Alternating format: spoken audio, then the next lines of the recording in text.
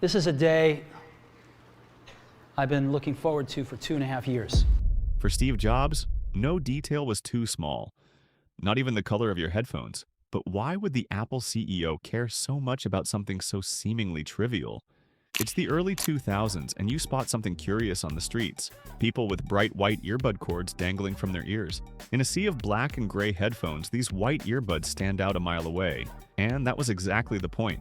For Steve Jobs, even the tiniest detail, like the color of headphones, was a make-or-break decision in defining a product's identity. Steve Jobs' obsession with product details was legendary. He agonized over everything from the feel of a button click to the shade of white on a headphone cord. Why? Because to Jobs, design wasn't just about looking cool. It was about creating an emotional connection and a seamless user experience. As he famously said, design is not just what it looks like and feels like. Design is how it works.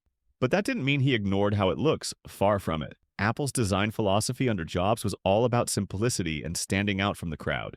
Think back to 1998 when Apple unveiled the iMac G3 in Bondi Blue. It was friendly, fun, and nothing like the boring beige PCs everyone had. Jobs knew that a splash of color could redefine a product's image. Fast forward a few years to 2001. Apple is about to launch the iPod, a device that would revolutionize music. This time, the design statement wasn't a translucent computer shell, but a little pair of earbuds. When Steve Jobs introduced the original iPod, he pulled out a sleek white device the size of a deck of cards.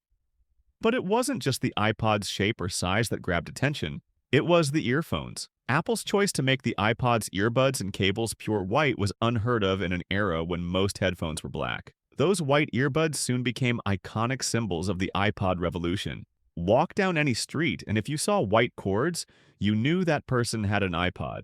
It was instant brand recognition. Here's the twist. Steve Jobs initially wasn't a fan of white gadgets at all. Surprising, right?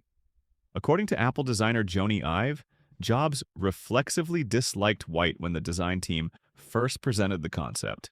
Ive was passionate about using white, calling it brutally simple, not a color.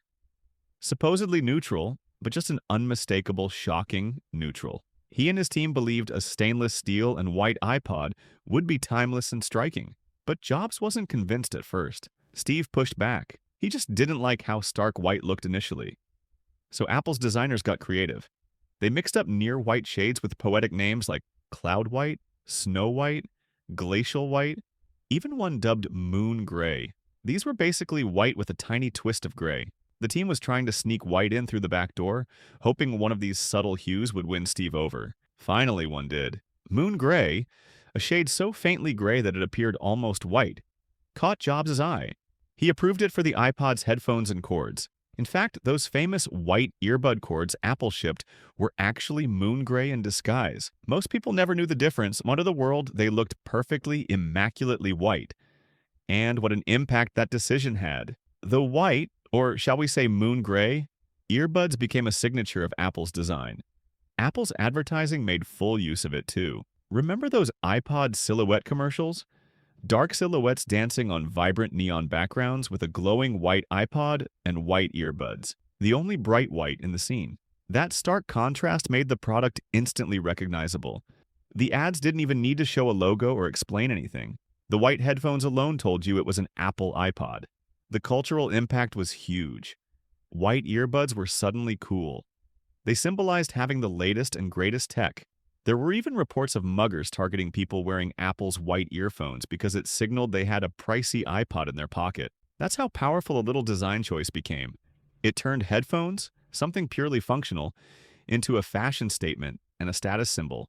So why did Steve Jobs care so much about this detail? Because for him, every aspect of a product told a story. The iPod wasn't just a music player, it was an experience, a statement. Jobs wanted you to feel something when you held an Apple product or even when you saw someone else with one. He understood that the color of the headphones could make Apple's device immediately identifiable and set it apart from everything else. It was marketing without marketing, a subtle, silent advertisement in every cafe, on every sidewalk. Jobs also believed in end-to-end control of the user experience. Apple under Jobs was notorious for wanting to design every element of their products, hardware, software, and even accessories, to ensure quality and unity. If Apple was going to include headphones with the iPod, He wanted even that accessory to meet the same standards and vision as the iPod itself. That meant it had to not only work well, but also look and feel absolutely right. His obsession with detail went beyond just color. For example, during the iPod's development, Jobs was even concerned about the sound and feel of plugging in the headphones. In one story, just days before launch, he kept inserting the headphone jack and frowning. Finally, he asked, "Where's the click?" The engineers were puzzled. Click? Jobs explained that users needed a satisfying little click when the plug went in to know it was securely connected. Without that, people might keep pushing the jack in or worry it wasn't seated, possibly even breaking it. So the team engineered a subtle click into the headphone jack. A tiny detail, but exactly the kind of detail Jobs lived for. These anecdotes highlight a core part of Jobs' philosophy. Users might not consciously notice these little details, but collectively they add up to a superior experience. Jobs often drew from an old lesson his father taught him about craftsmanship, that even the back of a cabinet or fence, the part nobody will see, should be made as nicely as the front because you will know it's there. Similarly, Jobs cared about things like the color of headphone cords or the layout of a circuit board, details most users might never think about, simply because he believed great products are the sum of 1,000 small decisions done right. Under Jobs, Apple cultivated this ethos. Together with designer Jony Ive, Jobs built a design language around simplicity, consistency, and clarity. The white earbuds fit perfectly into that vision, simple and pure yet instantly distinctive. I've once noted that white isn't even truly a color, but a neutral canvas that lets the product speak for itself. That neutrality gave Apple's devices a kind of elegance and allowed the user and their content to take center stage. The success of Apple's white headphones also subtly influenced the entire industry.